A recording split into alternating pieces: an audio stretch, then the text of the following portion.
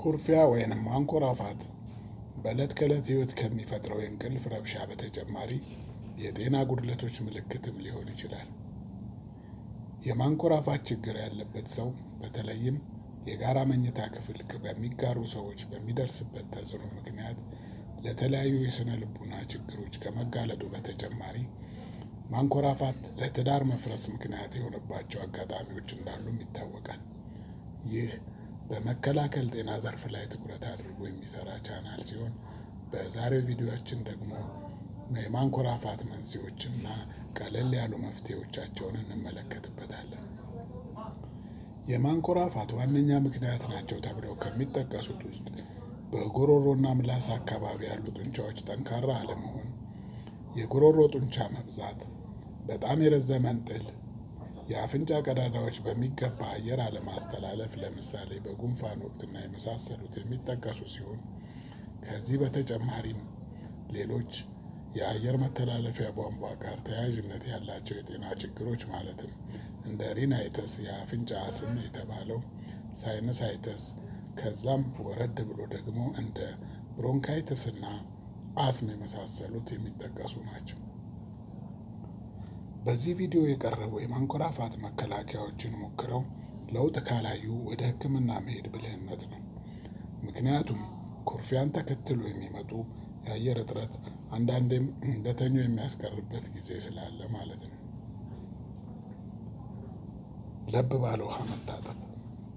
ለብ ያለ ውሃ የአየር መተላለፊያ ቧንቧ እንዲሰፋና አየር በቀላሉ እንዲተላለፍ ስለሚያደርግ ኩርፊያን ይከላከላል ወይንም ማንኮራፋትን ይከላከላል።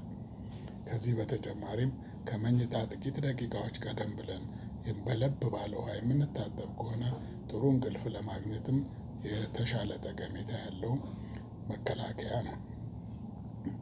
ውፍረት በጉሮሮ በምላስና በአንገት አካባቢ ያሉ ጡንቻዎች እንዲበረክቱ ያደርጋል።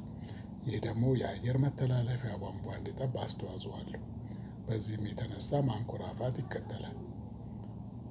ውፍረት ማንኮራፋትን ብቻ ሳይሆን ሌሎች በርከት ያሉ የጤና ችግሮች መንስኤ እንደሆነም ይታመናል። ስለዚህ ክብደትን መቀነስ የጤና ሁኔታን ለማስተካከል ከፍተኛ አስተዋጽኦ ያለው የጤና መከላከል እርምጃ ነው። ሰውነታችን በአይን ለሚታዩና ለሚሸቱ ነገሮች የሚሰጠው ምላሽ አለ። ይህ በተለይ በመኝታ ሰዓት በአንሶላና ትራስ አካባቢ ባሉ ንጽህና ጉድለቶች የተነሳ በሰውነት የሚደረግ ተቃውሞ የአየር ቧንቧ እንዲጠብ ሊያደርግ ይችላል። በዚህም የተነሳ ማንኮራፋት ይከተላል። ስለዚህ የአንሶላና የትራስ ጨርቅን እንዲሁም ሌሎች የአልጋ ክፍሎችን ንጽህና በመጠበቅ ማንኮራፋትን ለመከላከል ከሚደረጉ አስተዋጽኦዎች እንደ አንዱ አድርገን ልንወስደው እንችላለን።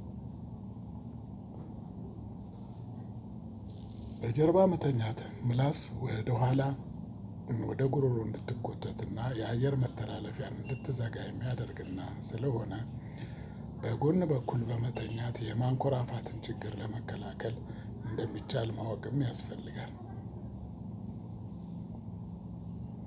በመኝታ ክፍል ውስጥ ለብ ያለ አየር በእንፋሎት መልክ እንዲኖር በማድረግም የአየር ቧንቧ ክፍት እንዲሆን እና የማንኮራፋት ችግርን ለመከላከል ልንጠቀምበት እንችላለን።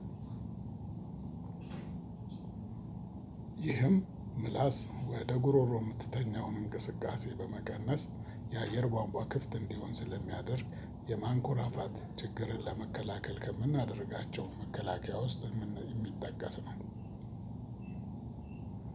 እንደ ጉንፋን እና ሌሎች የአፍንጫ አለርጂዎች የመሳሰሉት የአፍንጫ ቀዳዳዎችን እንዲጠቡ የሚያደርጉትን በሕክምና በማስተካከል የማንኮራፋት ችግርን ማስወገድ ይቻላል። አልኮል መጠጥ የጡንቻዎችና ነርቮችን እና የመሳሰሉት የሰውነት ክፍሎቻችን እንዲዝናኑ የሚያደርግ በመሆኑ በተለይም በብዛት የተወሰደ ከሆነ በጉሮሮና ምላስ አካባቢ ያሉ ጡንቻዎች እንዲላሉና የጉሮሮ የአየር መተላለፊያ እንዲዘጋ የማድረግ አቅም ስላለው በመኝታ ሰዓት አካባቢ ባይወሰድ ጥሩ ነው። በተለይም የተወሰደ የአልኮል መጠጥ መጠኑ እጅግ የበዛ ከሆነ እስከ ሞት ሊያደርስ የሚችል ችግር ያስከትል ይችላል።